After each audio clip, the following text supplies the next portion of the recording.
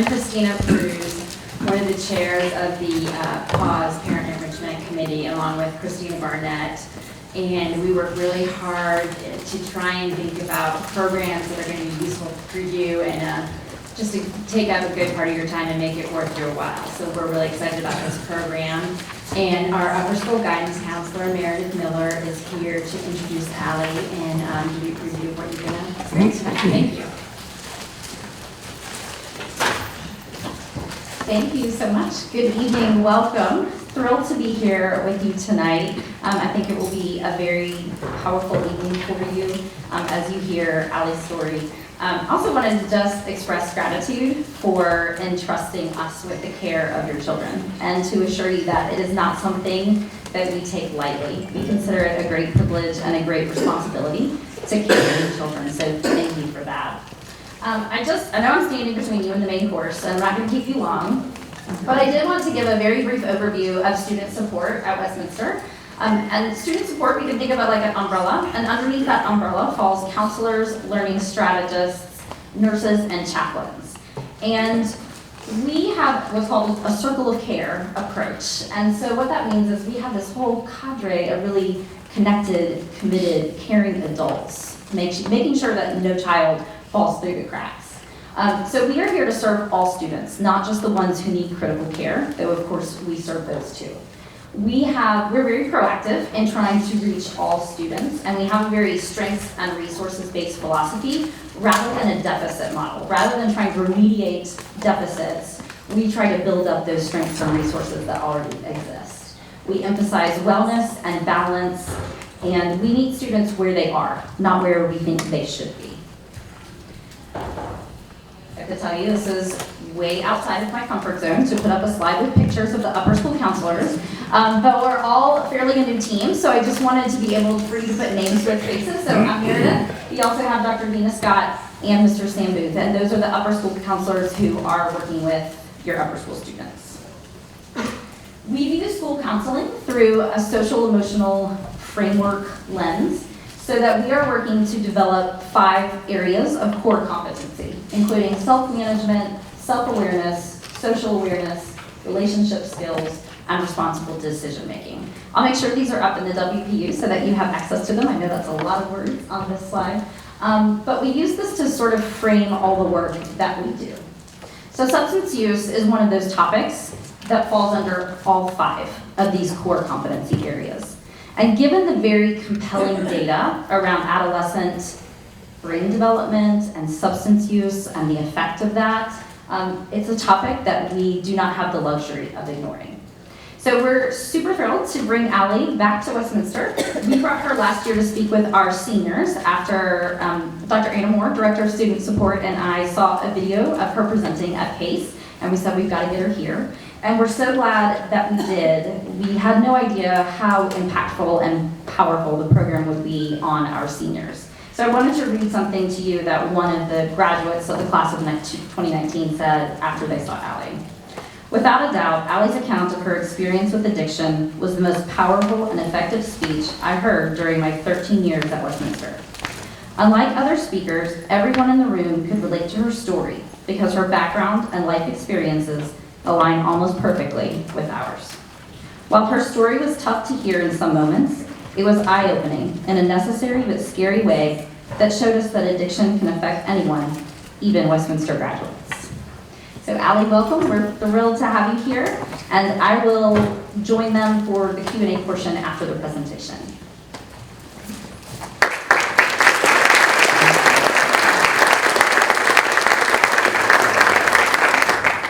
Good evening. Thank you guys for having me, Chris and Christina and Meredith. I did not realize that Chris and Christina were 2 different people until tonight. So I really, really appreciate the opportunity to come speak to y'all tonight. So I am a PACE alum. I graduated in the class of 2004, and I went to Princeton University for my undergraduate degree. Today, I am in my 3rd year at Georgia State University College of Law. I am also in recovery from drug and alcohol addiction, and that is why I am here tonight. I struggled with an IV heroin addiction for almost a decade. And so I wanted to talk a little bit about what the early stages of addiction looked like in my life and what some of the warning signs are and maybe some preventative strategies that you as parents may be able to implement moving forward. So I like to structure this into 3 different parts. And the first is that addiction can happen to anybody, even the people that you would least expect it. And the second is to talk a little bit about what addiction does, what it feels like when your brain is hijacked by opiates. And finally, I want to talk a little bit about treatment and prevention and just how starting a discussion early can help with some of the stigma that prevents people from asking for help. So addiction really can happen to anybody, and I am proof of that. I grew up in a very good family. My dad is a successful attorney here in Atlanta. My mom stayed home with me and my sister. I went to Trinity. I played soccer at Top Hat. Dr. King did my braces twice. I played the classical guitar, and I got really good grades. But I was always a little bit awkward socially. And I was never one of the cool kids, which I started to realize when I was in middle school. I was very skinny, I had freckles, braces, boys were not interested in me, and I really struggled to feel like I fit in. So when I went to the PACE in the 7th grade from Trinity, I had a few friends that came over with me, but for the most part, it was like I was navigating this completely new social situation, and I felt very alone. And I had a very close-knit group of girlfriends, and thank God for them, because they got me through high school, and I am still very good friends with them to this day. As it turns out, 2 out of 4 of us are lawyers. I'm going to be the 3rd out of 4. Which is just to say that I always associated with people who were a little bit nerdy. We mostly stayed away from parties and from substances in general, but towards the end of my junior year, I smoked pot for the first time. And I actually smoked pot on a debate trip with one of the older guys on the debate team. And I remember that my mom found out about it, it's like super sleuth skills, I guess, and she confronted me about it, and at that time I sort of blew her off, and I was like, everybody tries it, it's not that big of a deal, and I asked her to please not tell my dad. I didn't think that it was a big deal, but the truth is, from the very first time that I ever got high, I loved it. And I started smoking pretty regularly, and I realized that suddenly all these people who had never had any interest in hanging out with me socially wanted to hang out with me. And I felt cool for the first time in my entire life.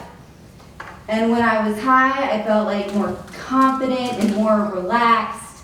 And for somebody that was such a high-stress person, to me, it was like I felt this overwhelming relief and like I could relax. And so I loved that about getting high, and I think that originally the ability to sort of overcome that social anxiety is what made smoking pot and drinking so attractive to me. But what I didn't realize at that time was that places like PACE and Westminster are very, very sheltered environments. And when you get out in the real world, people take advantage of teenagers, especially women, that get too drunk. And so the summer before my senior year, an older boy took advantage of me sexually. And I had been a virgin at that time. And so losing my virginity in that way was completely traumatizing, and I had no ability to cope with it. And so my drinking and my drug use increased as a coping mechanism to deal with trauma.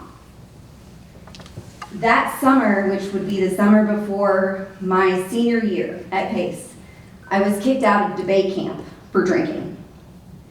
And I came home and my parents were mad at me, but I don't think at that time that they realized that I really had a problem with drinking or with drugs. So it was really easy for all of us to sort of rationalize and make excuses because I was so successful at everything that I did otherwise. So a lot of things happened my senior year at PACE that I think in retrospect were all warning signs that I was having trouble. We didn't see it like that at the time, but that's why I like to do these speeches, is so that I can tell you what I see now and what I wish that we had seen. So the first thing I did is I completely changed my group of friends. I started hanging out with people who were the faster kids that liked to party. And I manipulated my old friends into covering for me with my parents. I completely lost interest in everything that up until that point had been my passion. I stopped caring about debate, I stopped caring about soccer, and I stopped caring about my grades. And I started sneaking around, I was lying to my parents, I was home a lot less. And I started dating a guy who had been kicked out of PACE for drug use. And I think that my parents at that time started to see that I was troubled, but again, nobody was making the connection between my behavior and addiction. So my parents tried everything that they could think of. They sent me to a wilderness program, they sent me to a therapist, they tried to ground me, and some of it was successful, but only temporarily. Like they would prevent me from going out for a weekend, but none of that was really making a dent in the underlying problem. I thought, even at that early stage, that drugs and alcohol were fixing me. And with before I even left to go to college, I had this very unhealthy idea, this unhealthy relationship with drugs and alcohol. And that December, I got an early admission to Princeton. And so I think my parents were hoping that if I just got out of Atlanta and went to college, that everything was going to be okay. And that was especially true because I wasn't just going anywhere, I was going to Princeton. But when I got to Princeton, the disease of addiction had already taken hold, and my addictive behaviors got so much worse.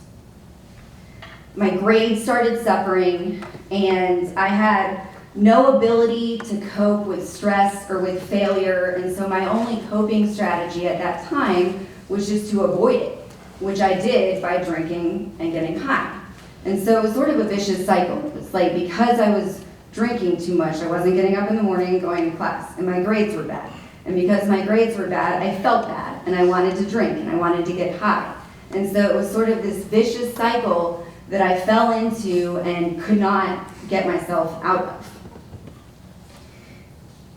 And I think that this inability to deal with failure is a problem that develops a lot unintentionally at places like Westminster and PACE, because most of the students come from these high-achieving families, and they think that things like grades and like winning in sports and where you go to college they're presented as being so important.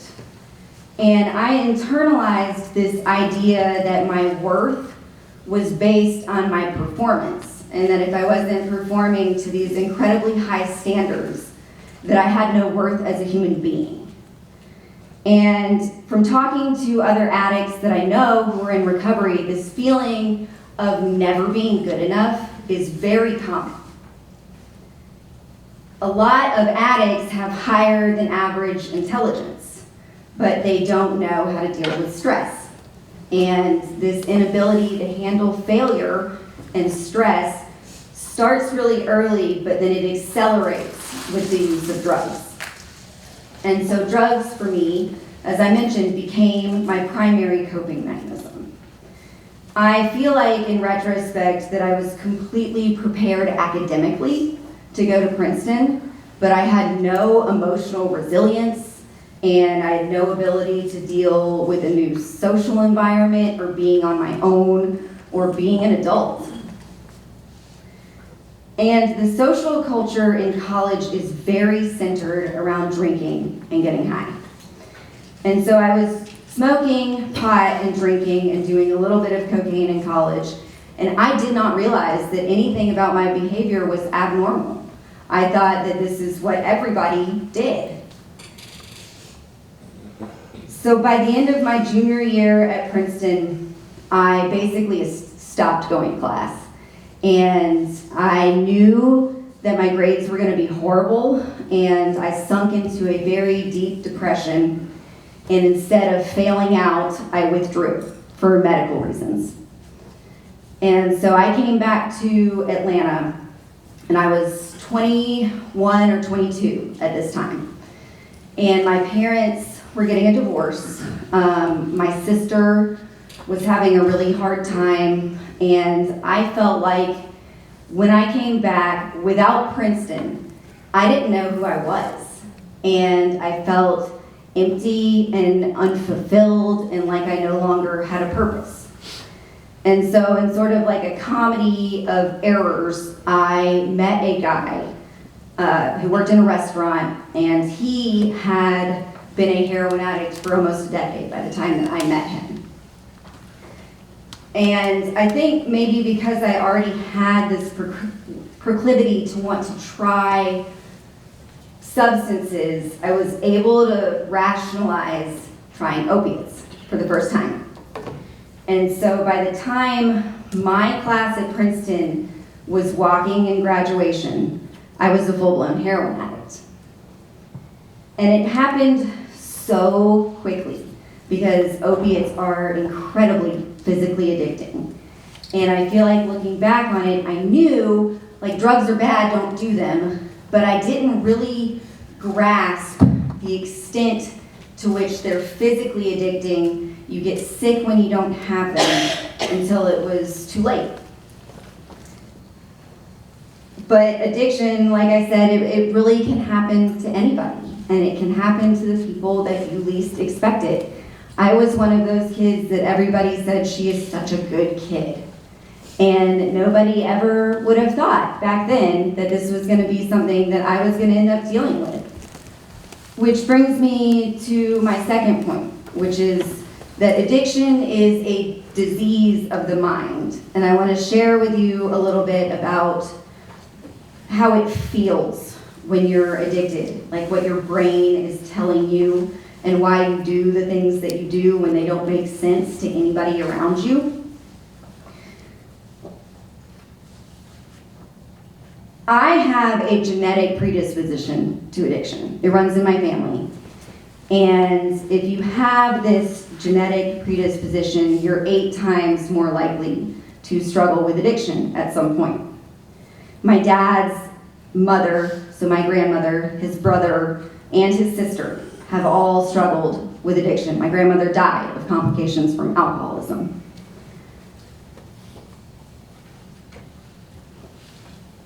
And the other thing that can contribute to addiction is something called adverse childhood experiences, or ACE events. And essentially what that means is trauma.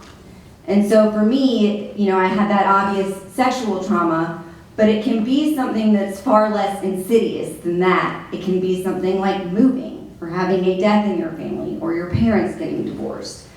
Kids that have ADD, or that struggle with mental disabilities, all of that kind of stuff can make you much more likely to have addiction later in life.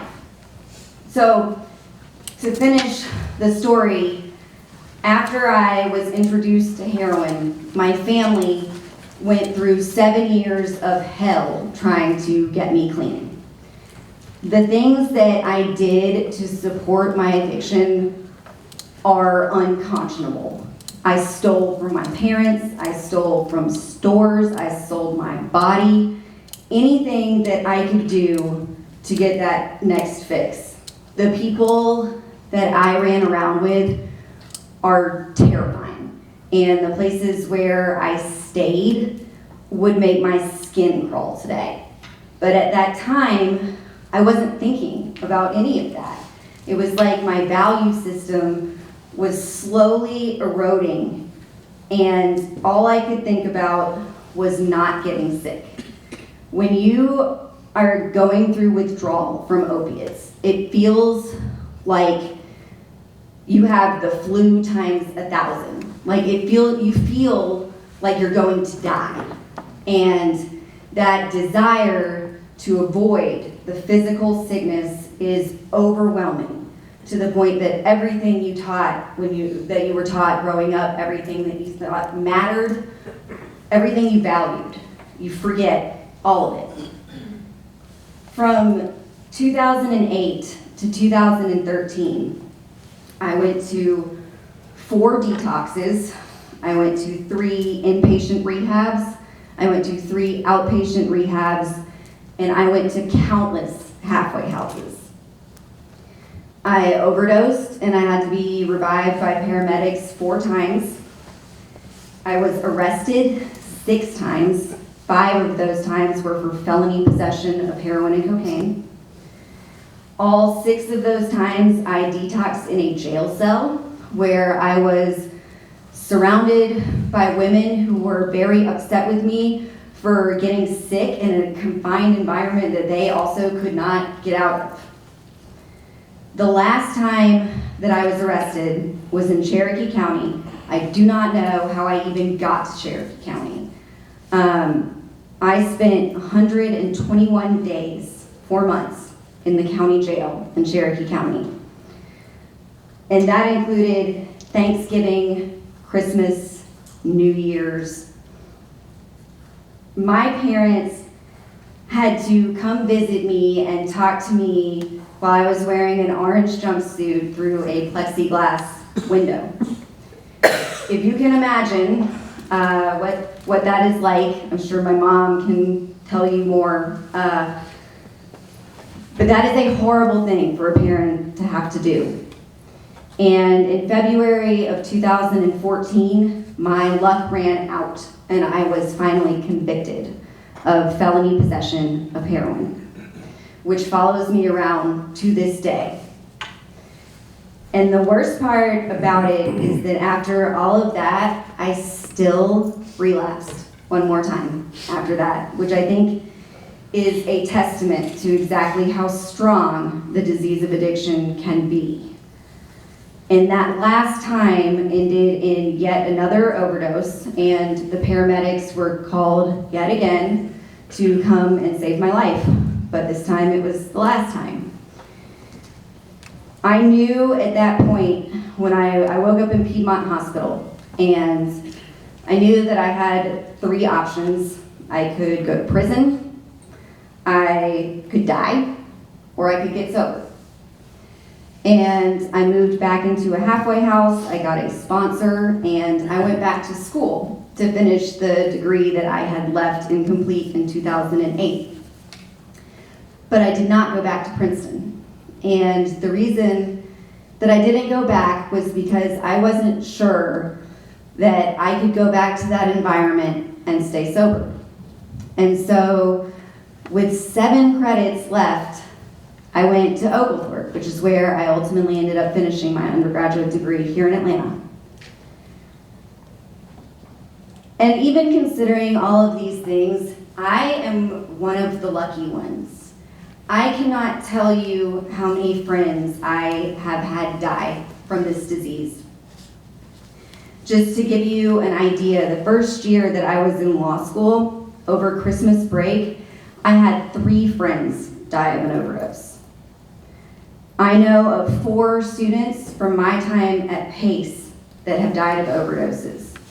And there's at least 3 people from my class alone that are in recovery from heroin addiction.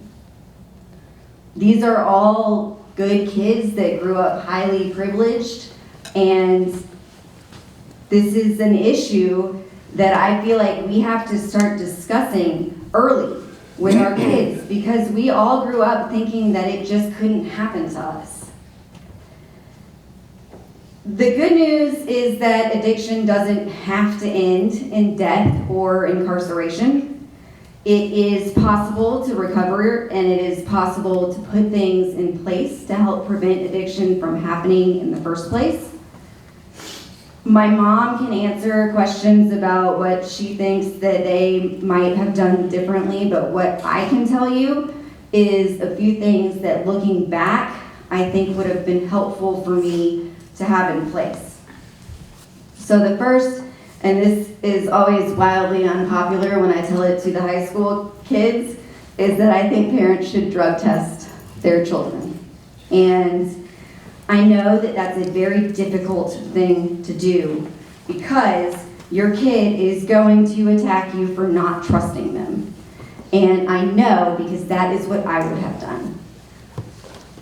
But in retrospect, I think that drug testing would have been a gift. And here's why. I think that it would have given my parents concrete knowledge of what I was doing. And it also would have given me an easy excuse not to participate.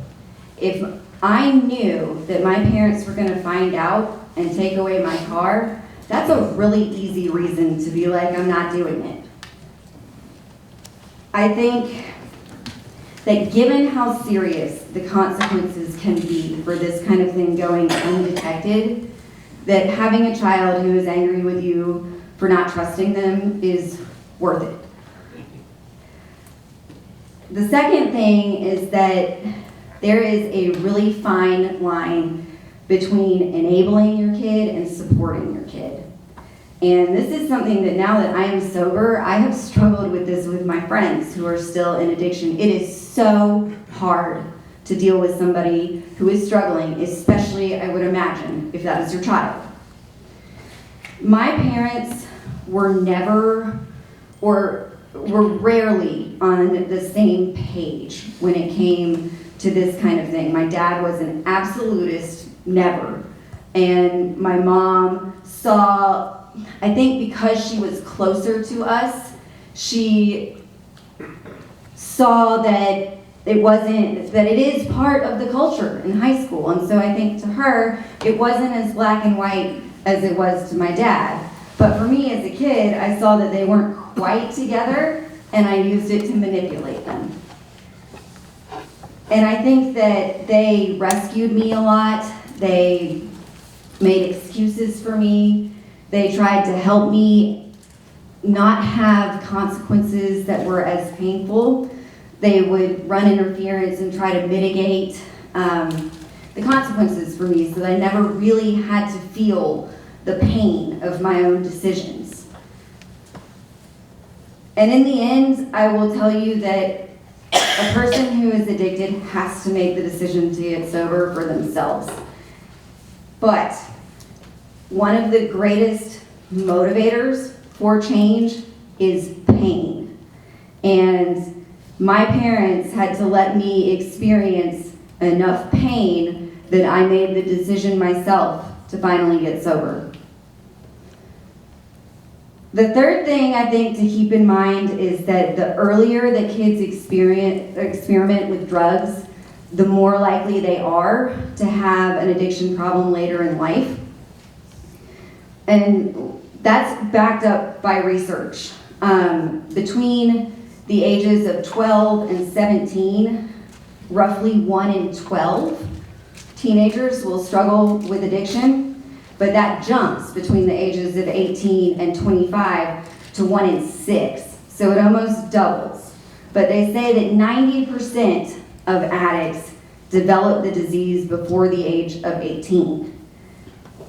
So for me, by the time I went to college, I already had these unhealthy behaviors and ideas about substances. And I think that it's really easy to rationalize letting your kids drink at your house because you want them to be safe.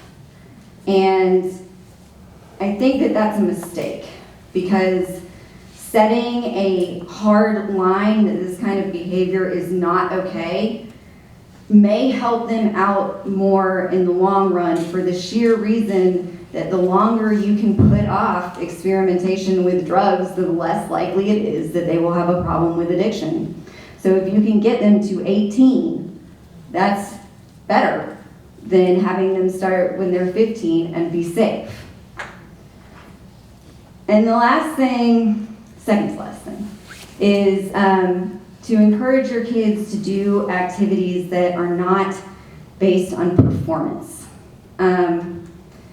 For me, as I've gotten sober, this has been things like yoga, meditation, hiking, stuff that I do just because I like to do it.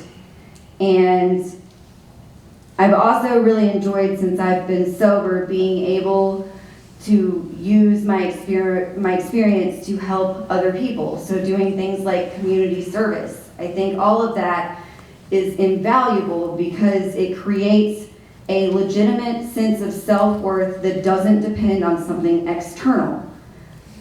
Kids can then rely on that ability to make themselves feel okay when they are away from you and they encounter things in life that are hard, which they will. None of those activities had a college resume, but I think that they help kids learn how to navigate emotional challenges in a way that is invaluable in the long term. And the last thing that I will say as a piece of advice is to realize that your kid is not an extension or a reflection of you. You know, like I said, my dad was my hero growing up, and he was an attorney. I wanted to be an attorney, but he was really hard on me, and he watched everything that I did, and we interacted primarily about activities that were performance-based. My dad coached my soccer team. He monitored my grades very, very closely. When I was in the 9th grade, I had all A's, but my dad went through my report card and he underlined all the areas of improvement. And so to me, what I saw was what you're doing isn't good enough. And I felt like he only loved me when I was performing. And that wasn't reality. That wasn't the case. But that's how I felt. And I think that the fact that we only ever interacted when it was doing competition-based things fed that idea that performance was what was going to make him love me. I think that trying to help kids understand that their entire existence does not depend on where they go to college, because it doesn't. I never graduated from Princeton. And although I ended up going to law school, I did not take the path there that my dad would have chosen for me. But it took me until I was in my 30s to feel like I could make my own adult decisions about what I wanted to do with my own life. And that is way too late to be making those decisions. My story ends happily, and I always like to close out with a little bit of hope. So I've been sober since October 7th of 2015, which means in about 2 weeks it'll be 4 years. I got off probation in February of 2017, and I was allowed to leave Georgia for the first time in like 6 years. I just got a passport 2 weeks ago, which is so exciting. I don't have anywhere to go, but like the idea that I could go is really exciting.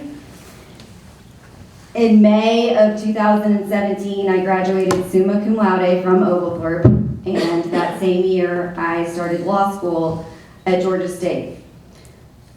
Calling the Georgia bar to see if I was even eligible to practice law in the state of Georgia was one of the most terrifying things that I have ever done in my life, because I wanted to be a lawyer my whole life. And if they had told me no, I was gonna have to rethink my entire existence.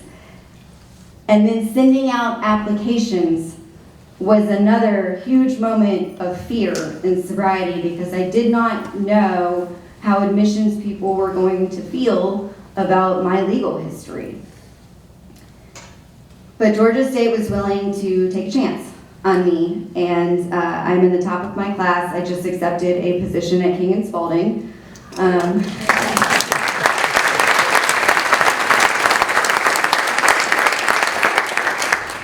Which is where I'm going to start working after I graduate next May.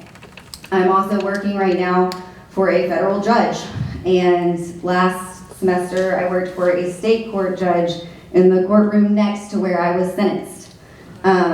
It's a surreal experience to be working in the courtroom next to one that you were in handcuffs, and every day I was able to leave and go home. But the things that are important to me now are a lot different than what was important to me when I was at PACE. I still obviously care a lot about school, but I also care about being happy, and I care about using my experience to try to help other people. The reason that I applied to law school was in the hopes that I was going to be able to use my legal degree to help people that are in the same situation that I was in get that chance to go to treatment instead of going to prison. And I feel like a lot of the reason that I got that opportunity was because judges saw my educational experience and they were like, this girl has a future, and they kept giving me chances over and over again, but not everybody has that opportunity. And I think my hope is that, doing pro bono work, I can try to make a difference in helping addicts get treatment in lieu of incarceration.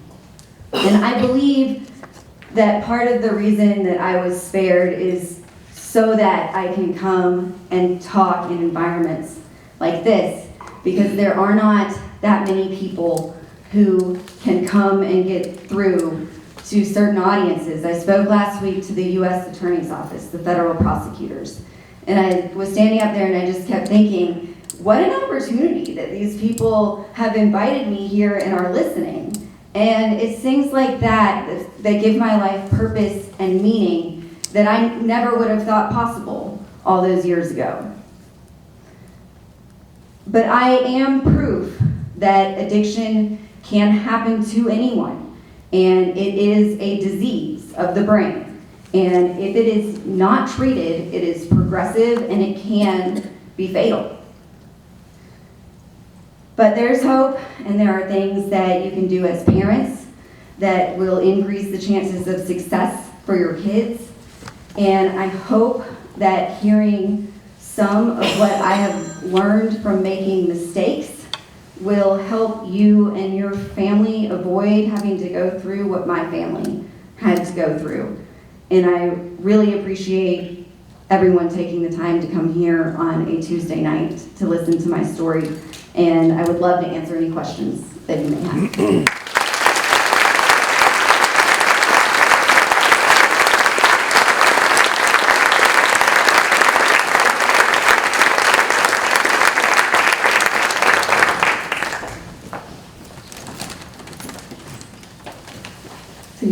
Oh, it does work. All right, this is my mom, and she, her perspective, she has a different perspective on all of this than I do, and I know all of you are here because you were parents, so I'm sure she can answer some questions that I might not be able to answer, but anything I can, I'm happy to. So when your value system was eroding there, do you remember kind of the last thing that you held on to? So this is kind of a funny story, but I think it serves to demonstrate.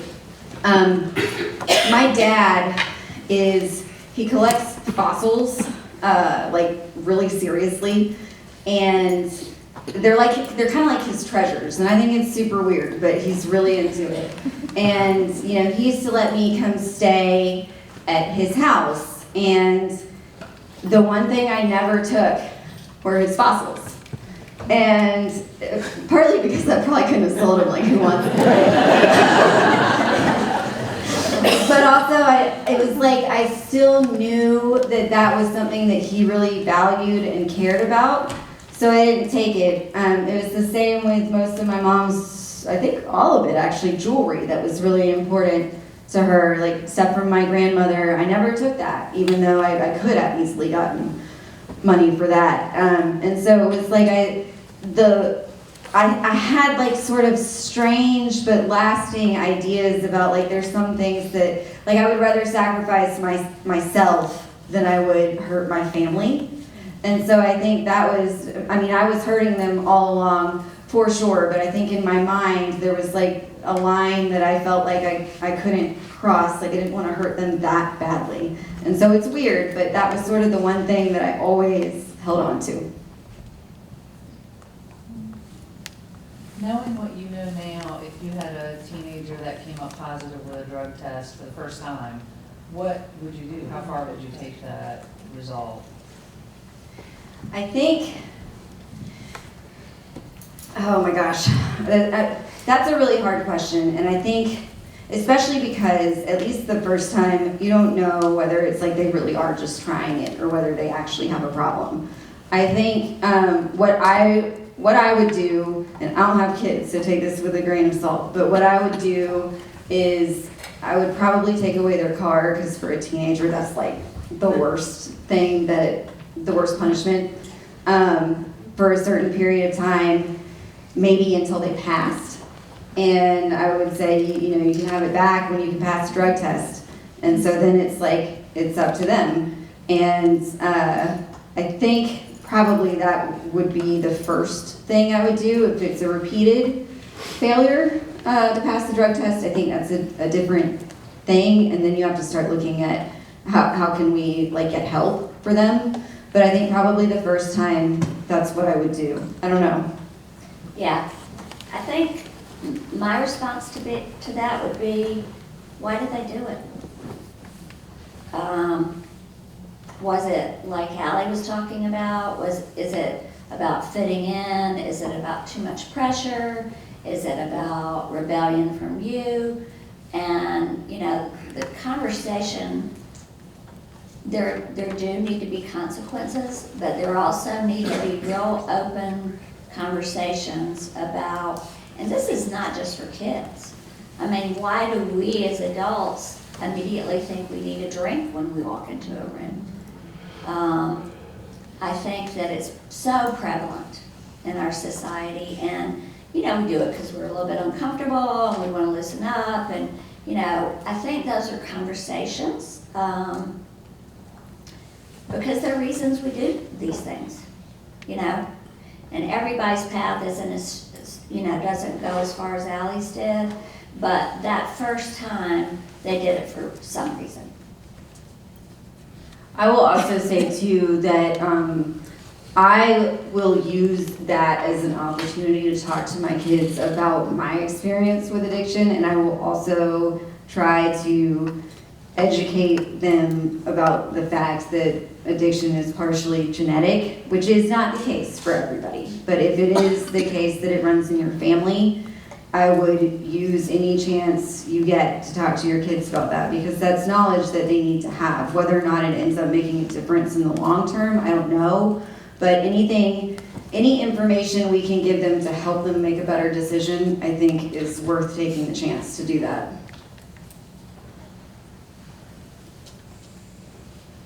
For your mom, what was this experience like for you? Like, looking back now, when did you realize that she was an addict? And as it went on and it seemed hopeless, how did you keep going? Like, how did you ever feel like walking away, or did you always feel like you could get her through it?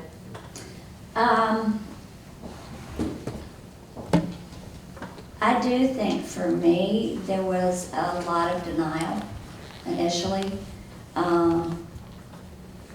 I was in favor of Allie not going to Princeton and taking a gap year because I did feel like she was over her head. And we had sent her, to a 6-week program. I wasn't convinced that it was enough. In retrospect, I think that probably would have been a good idea.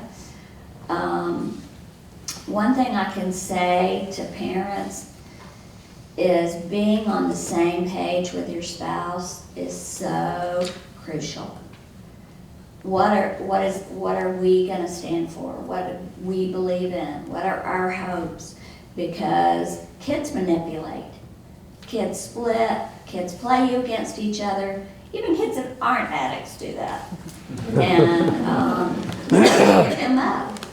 And you have got to be a unified front, so they have something to push up on against over and over again. And there were, I think I'm more treatment minded. My background is social work. So I tended to go more that way, whereas Allie's dad went more of a punitive route. So we got real polarized that way. And as Allie said, she went to a lot of rehabs. Everybody can't do that. Some people don't get one chance. And there was a point at the end where I would not go see her in jail. I just said, I can't do it anymore. That last time around. And the last time she overdosed, she came home to my house, and I had a friend there with me, and she was talking me off the ledge, all weekend about, what do I do? Do I just put her on the street? Do I give her a treatment option again? I've done it a gazillion times. I'm out of money. And I kept Allie's keys, I guess, for about 3 days. And at the end of that time, I went to her and I said, okay, if you want to go live in a dumpster, here are your keys. And I said, but you can only be a part of my life if you go live in a halfway house again and you go back to school. And that time, she decided to do it.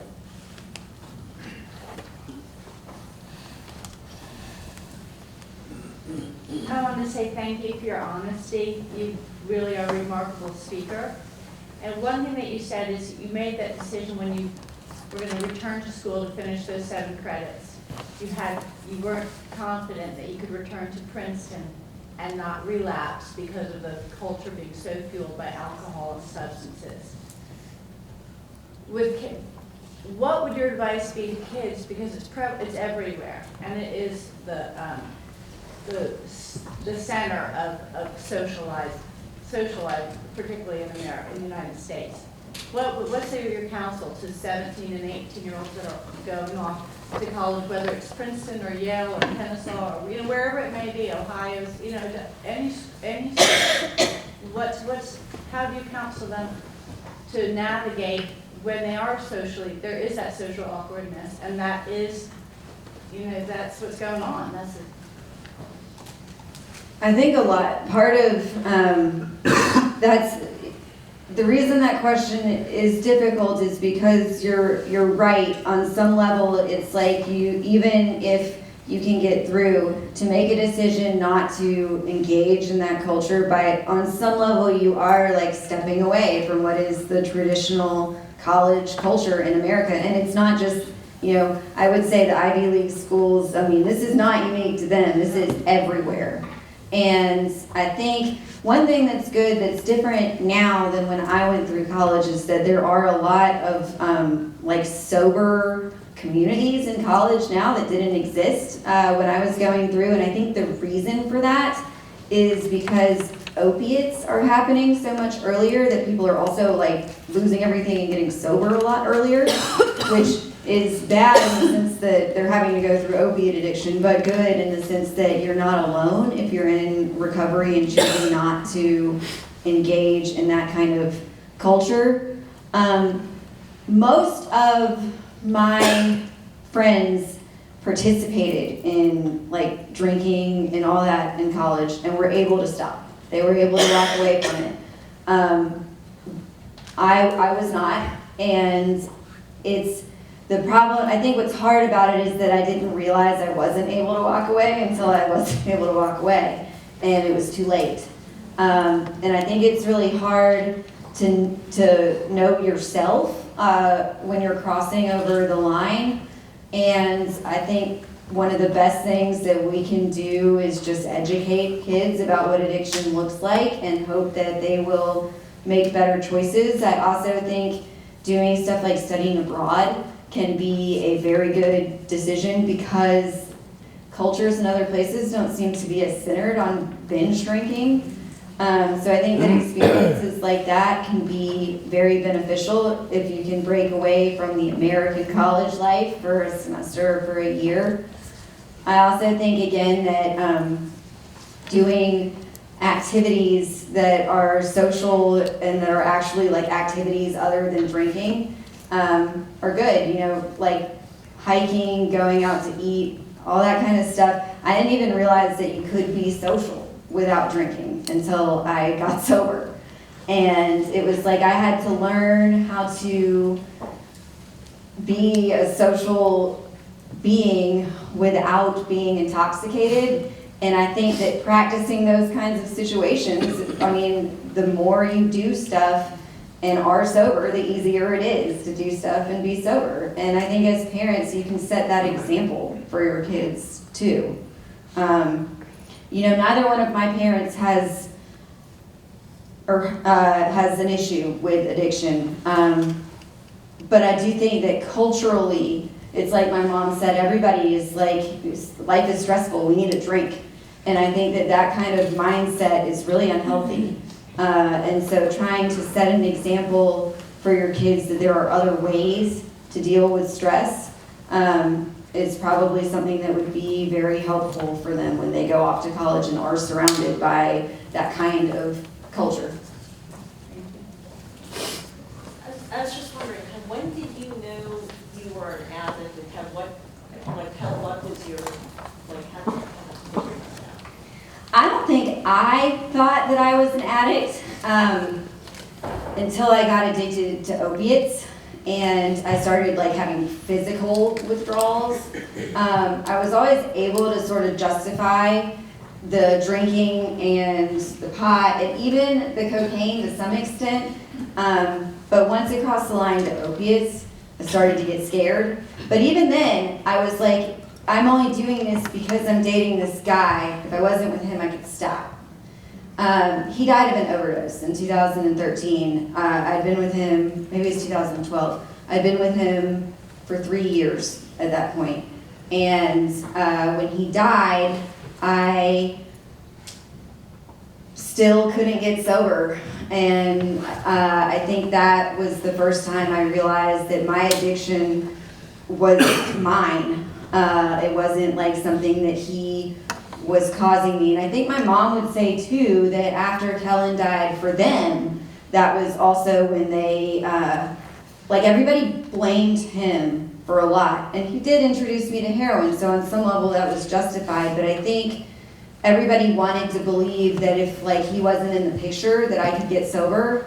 And when that turned out not to be the case, I think for me and for my family, that was sort of like a turning point when we all started to realize that this is seriously a problem. That now it seems like she can't, and she doesn't have the ability anymore to just quit. Would you agree? Yeah. The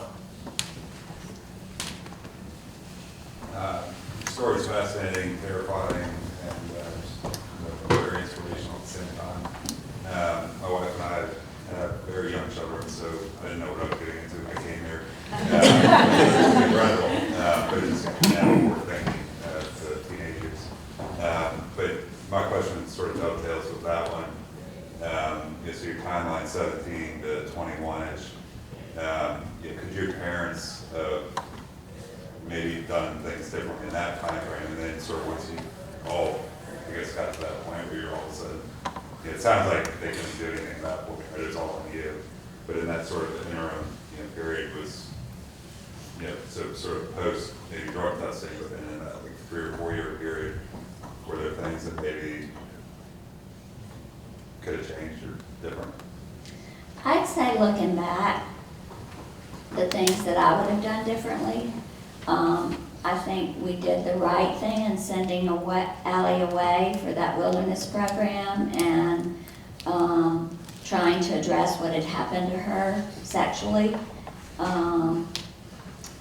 was a good decision. I think the gap year would have been another good decision because even after she came back from that, we knew she wasn't okay. I think if we had not stayed in denial as long as we did, she probably would have gotten to the bottom quicker. Does that make sense? You know, you don't want to believe that this is happening to your kid. And it's a hard thing to face. I remember, I think it was her senior year, when she started dating sort of the bad guy, you know, and I would find pills. And I would go to the CVS pharmacist and I'd say, what is this?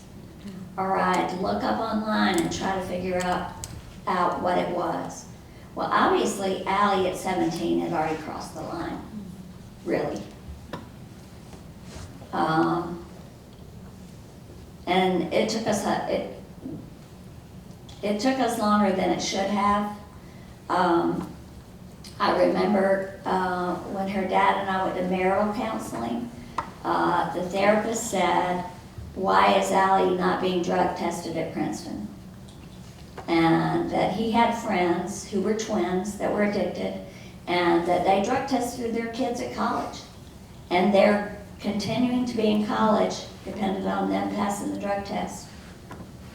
In retrospect, that's probably what we should have done. I would have been outraged if my parents had suggested that they were going to drug test me in college. Don't disagree that maybe they would have known. I was able to get away with a lot of lies because I was, you know, states away. And I mean, they got their updates from me through phone calls and I was able to pull it together and sound good for long enough to call them. And so on some level, they just did not have the information to make an informed decision, which I think is fairly typical. You know, when kids leave, they leave. And I would say, you know, paying attention when they're home, because I was getting high and drinking a lot when I was home.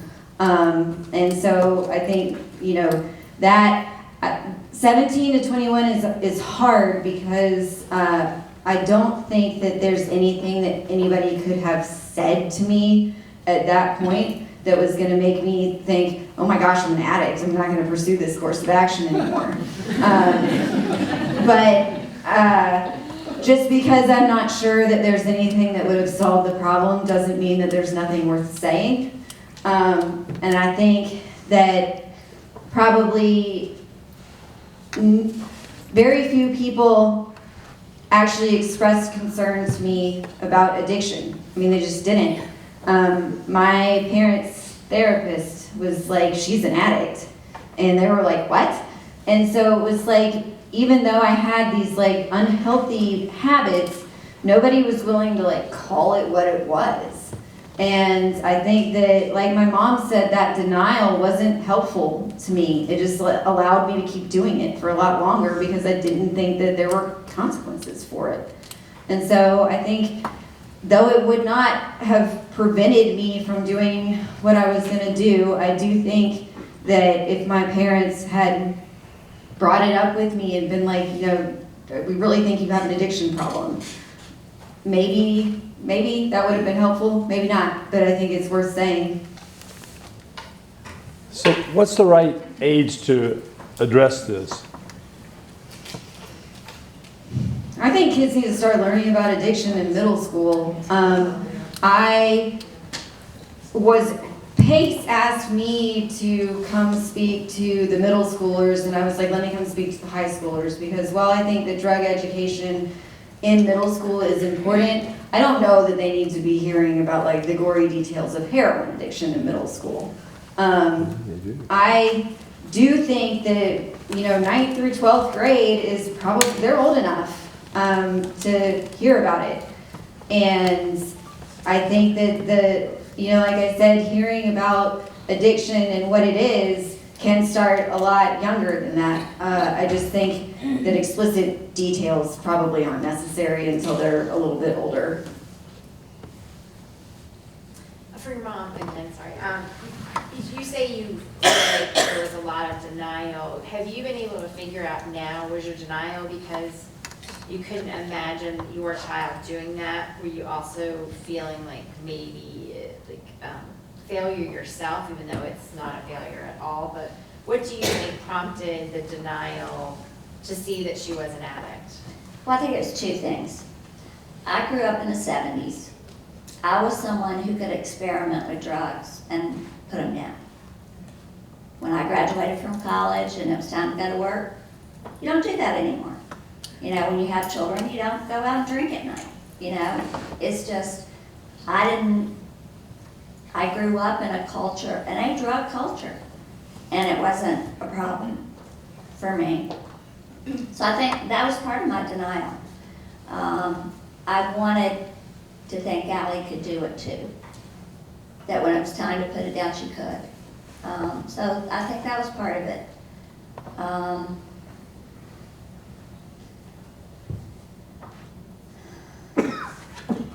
But then the heartbreak when your child really starts to slide. And I got in a group therapy at some point, and the therapist said to me, it's like your daughter has a gun to her head and you never know when she's going to pull the trigger.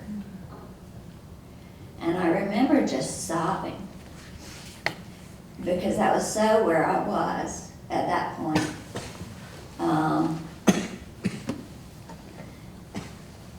And the thing is, you know, we're talking about opiates, but it doesn't start there, you know, and gosh, alcohol, we know, can be just as deadly. It's just a longer trajectory to get there. And pills are, you know, rampant. Adderall's rampant. All of it's around, and I don't know, I just think you have to pay a lot of attention. And like Allie said, you look for things like, you know, not doing well, not being interested, shutting you out, you know, all those things that she talked about already. And even when they come home during college, you can pick up on the partying, you know, when they're not home for 3 days, you go, when they're having breakfast with a vodka bottle,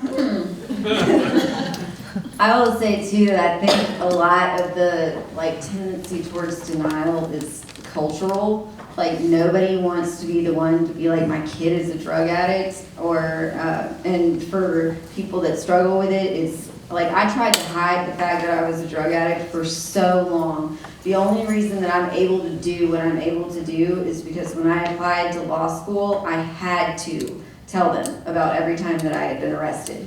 And so when I got accepted, it was like I was finally free to talk about this because I knew that I like wasn't gonna have consequences as far as like getting in trouble at school or with my professional life. But I'm lucky in that sense. And most people who are in recovery go through their entire lives not wanting people to find out that they're addicts. And so I think a lot of it is just that this like thinking that it's like a weakness, or, you know, it's like nobody wants to be the one that has something wrong with them or wrong with their family. And so I think that that's a big part of the impulse behind wanting to deny it, is that if you face it, then you got to deal with it. And a lot of times it's easier to just pretend like it's not happening. I want to say thank you for framing it like that. It's touched our family. We have 4 kids, all Westminster kids. and we had a happy ending, knock on wood, for the last, year or two. But it does, it's so refreshing to hear you talk about it as a disease and not put the shame and the blame and the comparisons, because we can attest to everywhere we've turned for support. Atlanta is fantastic for support for families. There have been Westminster families in every meeting we've gone to. We can't disclose who they are because it's all anonymous, but it is a problem. And my question for you though is, so our younger son is in the debate world, and this problem has been around. Our oldest child left debate because it was rampant years ago. So what can we do about the debate world? How funny is that too, right? It's like this underground debate team. It's funny. I think part of the reason for that is because those are the kids that are so high stress that and they go on these trips where they're in different states for the whole weekend. And I had a debate coach at PACE who wasn't really closely monitoring what we were doing. And so it was really easy to get away with it. And for whatever reason, it does seem to be very prevalent in that world. The other thing that is sort of unfortunate is that those kids are the best arguers. They will convince, I think my mom sometimes she thought she was going crazy because I would argue and I was good at it. And so I would make her second guess herself to the point that she started to be like, wait, is there something wrong with me, And so I think that combination is incredibly dangerous because you have these kids that are super persuasive and they are, for whatever reason, it's really prevalent in that world. I think that a lot of times because kids that do debate are very academically inclined, they especially think that this isn't going to happen to them.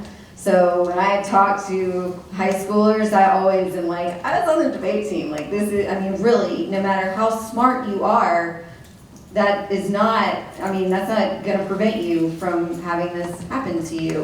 And I think, I don't know what can be done to combat that kind of culture. I will say, the last time that I spoke at PACE, one of the teachers told me that Love It was drug testing kids that participated in extracurricular activities. And I think that, being on sports teams or debate teams is a privilege. And so it seems to me like that's something, the kids, they obviously can't be only the debaters are getting drug tested. But I do think that that's at least something to think about. I don't know anything about whether it's been successful or what they do if they catch people, because it seems like taking away something that somebody's passionate about and that they love for failing a drug test is counterproductive. So I say this with the caveat that I don't know exactly how to go about implementing that. But I do think that that's at least something that's worth having a conversation about. So I have two questions. One is, at what point in your journey did you find out that addiction was a part of your family? And do you think that having that conversation early is relevant? And then two, what do you think the institutions in which you were a part could have and should have done to support you around this issue? I will say that PACE was very accommodating and helpful. When I needed help, they let me, in the middle of my senior year, I went to a program and was gone for 6 weeks. They let me take my exams at this program. They were very supportive as much as they knew how to be. I don't think that they were, at least I wasn't we had counseling resources at PACE, but that wasn't something that they like required of me when I got back, and I think that they should have.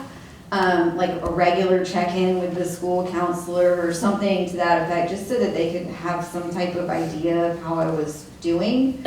I think that would have been incredibly helpful.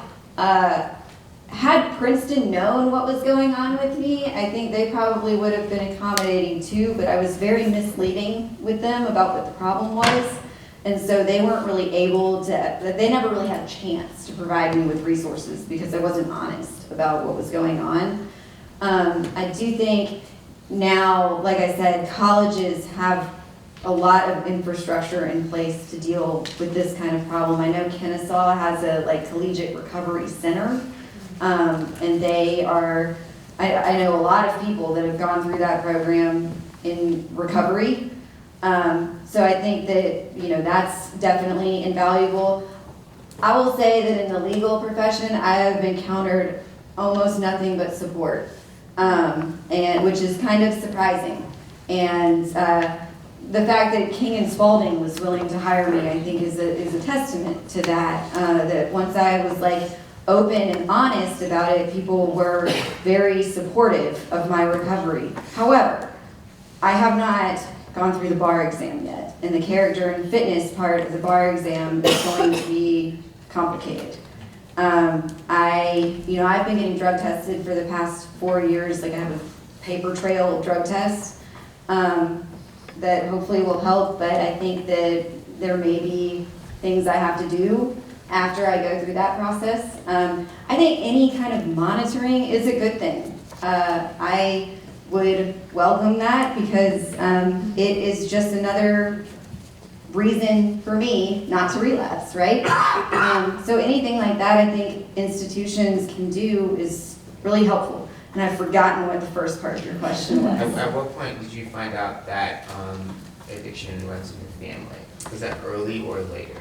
My dad always talked about it, but we never saw his family, so for that reason. And so I didn't, like, he talked about it, but it wasn't like something that I really had that meant anything to me. I did know about it, but like I said, I mean, I just didn't have a lot of contact with that part of the family. And I don't know, I mean. Yeah, talking to your kids and saying, don't do drugs, is not talking to them, which was sort of what we did.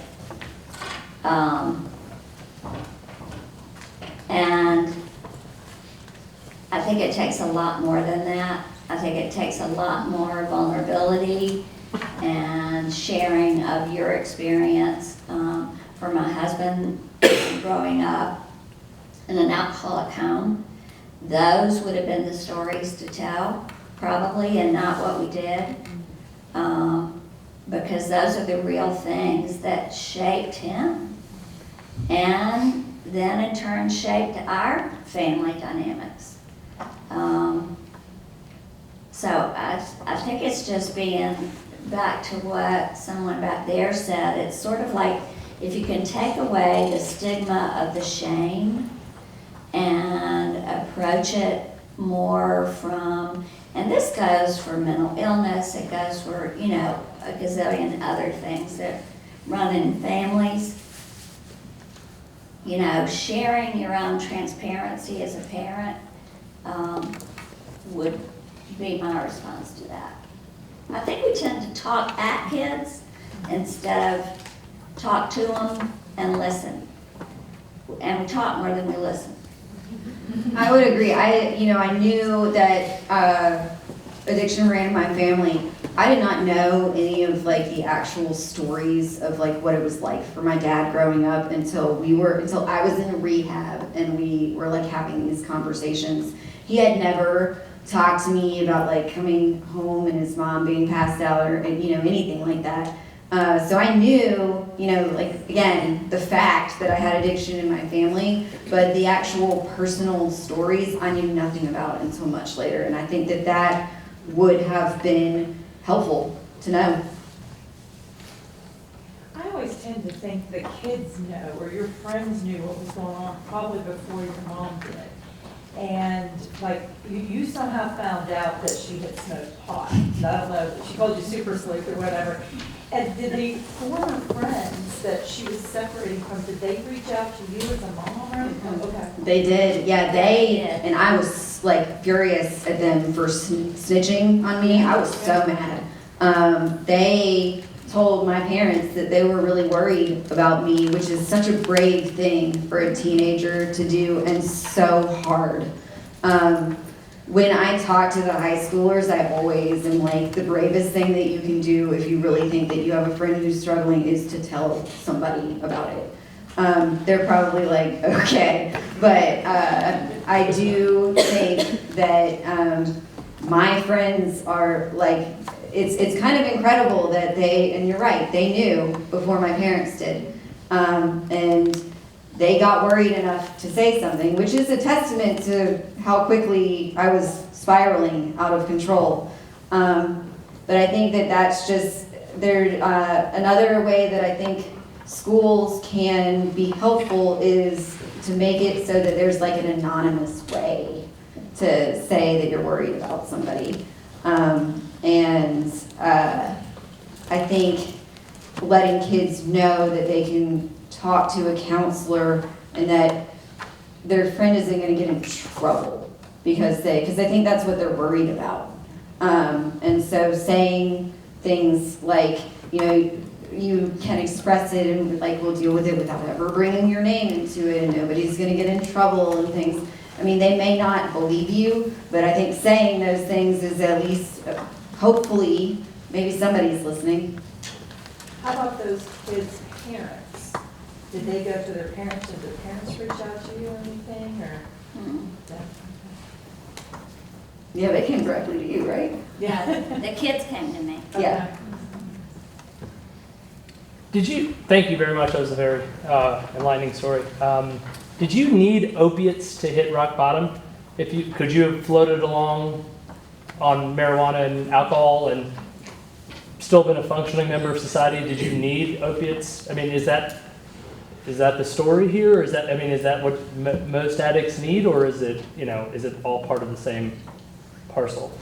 I think that heroin and meth tend to be two that bring about the bottom quicker than other drugs do. And looking back on this whole experience, I am grateful that it ended up getting as bad as it did, because I think I probably would have been a very unhappy alcoholic for a very long time. It's easier to function. Once you get to the harder drugs, you start to lose everything and you're no longer passable in society.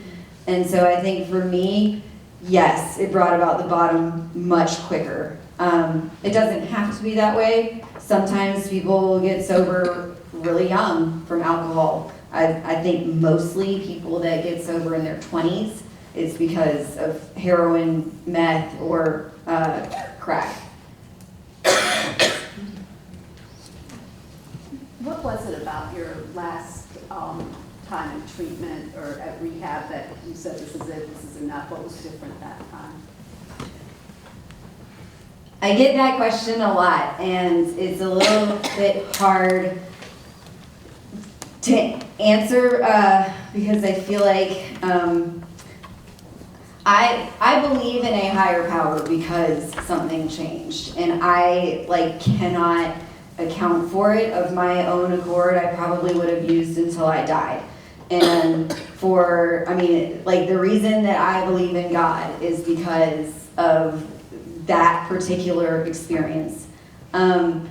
One thing that did make a difference was that I had been to treatment and I had gone back to school and I'd been sober for about 5 months, I think.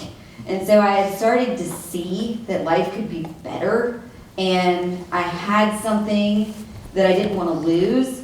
I'd overdosed a lot of times, but every other time I'd been in the middle of addiction, and to be honest, I did not care if I lived or if I died. And that last time, because I had started to see that there was a life on the other side and that I could be sober and that I could be happy, when I overdosed that last time, I felt like I had something to lose, and I didn't want to lose it. And so I think that was a big part of the motivation. I was highly motivated to get sober, and I think it's because for the first time in a long time, going back to school for me, it was like that was the first time I had felt good about something legitimate in like close to a decade. And so that having that experience of feeling good about something again made that last time seem different than all the other times. So those are the two things, and I'm always kind of hesitant to be like higher power because that's like, well, we can't, we can't like bring that, we can't make that happen for somebody. And so I think in some ways that's a discouraging answer, but that is the truth from my perspective.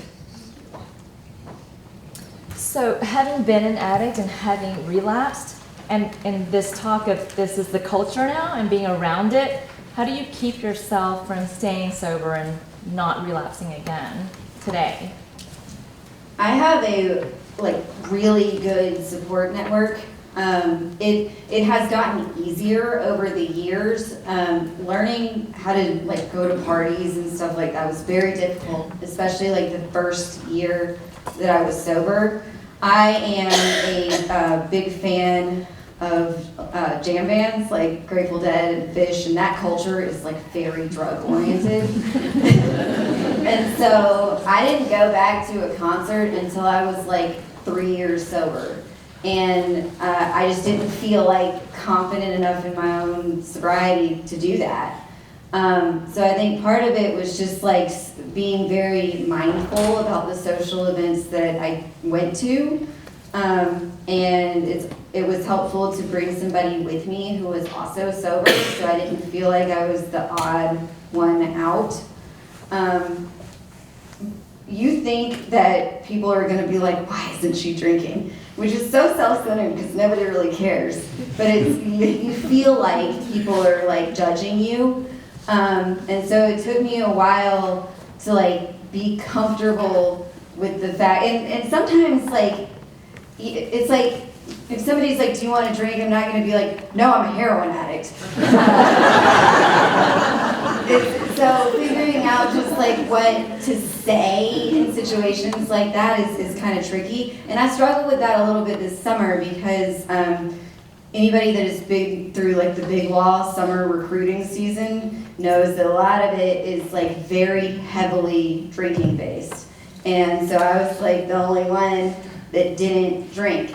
So when we had events at breweries, I just didn't go because there's nothing for me to do. But in other situations, it was if people asked, I'd just be I don't drink, and nobody ever seemed to think twice about it or challenge me or anything like that, which is what I thought was going to happen. So part of it is just learning that your greatest fears are in fact not going to come true. And while doing that, I think always having your own car so you can leave if it's uncomfortable, and taking somebody with you who is also sober is really helpful. Hi, thanks again for this amazing presentation. You talked about being socially awkward in high school and that sort of increase in social status that came with starting to drink and do pot in your junior to senior year. And I kind of think that's probably why most kids start drinking or doing drugs. That seems like a really hard thing as a parent to counter or to fight. Do you have suggestions for how do you build up that confidence in your kid when it is the case that drinking does increase your social status in high school? No matter what we may think about that, that's unfortunately usually the case. It is. I mean, and that is a fact of high school, is that for a lot of times, the drinking and the drug use does make you more popular. And I think, that can be hard because telling your kid things like popularity doesn't matter, and which I'm sure everybody has said, but it's hard. Teenagers, that's not, meaning anything to a teenager. And so I think that the best thing as parents that you can do is to try to build their self-worth up doing other things.